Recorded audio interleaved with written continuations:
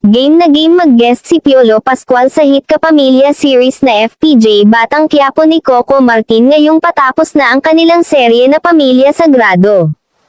Bongga ang first collaboration ng dalawang premyadong aktor sa Pamilya Sagrado kung saan si Coco ang nagdirect ng mga action scenes para sa finale ng programa next week.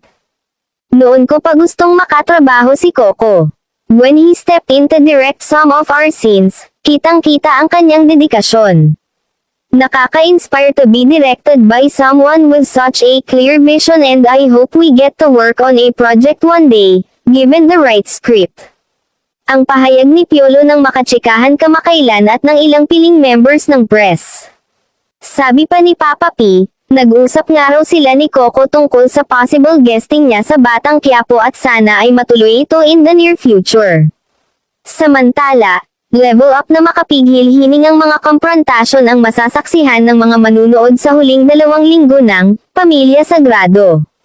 Mangyayari na ang pinakainaabangang maaksyong labanan para sa hustisya na mula nga sa special guest director na si Coco Martin.